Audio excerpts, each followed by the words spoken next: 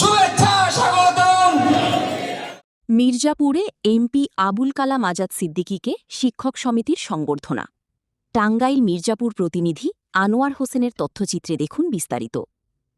টাঙ্গাইল ৭ মির্জাপুর আসন থেকে টানা তৃতীয়বারের মতো সংসদ সদস্য নির্বাচিত হওয়ায় জননেতা আবুল কালাম আজাদ সিদ্দিকীকে এক বিশাল সংবর্ধনা প্রদান করেছে মির্জাপুর উপজেলা মাধ্যমিক শিক্ষক সমিতি।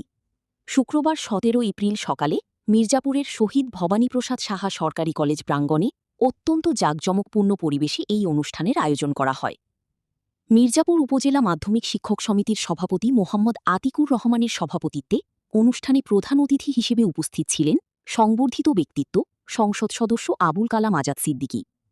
অনুষ্ঠানে বিশেষ অতিথি হিসেবে উপস্থিত ছিলেন যথাক্রমে রাজশাহী বিশ্ববিদ্যালয়ের কলা অনুষদের সাবেক ডিন প্রফেসর ড মোহাম্মদ ফজলুল হক, শহীদ ভবানীপ্রসাদ সাহা সরকারি কলেজের অধ্যক্ষ প্রফেসর মোহাম্মদ ওসমান গনি, মির্জাপুর উপজেলা নির্বাহী অফিসার খান সালমান হাবিব এবং মির্জাপুর থানার officer in charge OC Abdullah Al Mamun.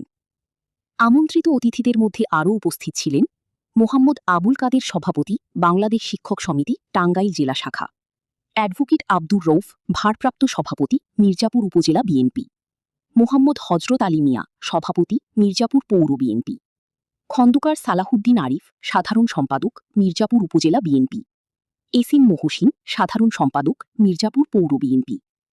প্রধান অতিথির বক্তব্যে আবুল কালাম আজাদ সিদ্দিকী এমপি বলেন, শিক্ষকরা জাতি গড়ার কারিগর। আপনাদের এই ভালোবাসা আমাকে আগামীতে মির্জাপুরের শিক্ষা ব্যবস্থার মানোন্নয়নে আরও বেশি কাজ করতে অনুপ্রাণিত করবে। তিনি উপজেলার সার্বিক উন্নয়নে দলমত নির্বিশেষে সকলের সহযোগিতা কামনা করেন। উপজেলা মাধ্যমিক শিক্ষক সমিতির সাধারণ সম্পাদক মোহাম্মদ আমজাদ হোসেনের সঞ্চালনায় অনুষ্ঠানে উপজেলার বিভিন্ন মাধ্যমিক বিদ্যালয়ের শিক্ষক শিক্ষিকাবৃন্দ ও স্থানীয় গণ্যমান্য ব্যক্তিবর্গ উপস্থিত ছিলেন।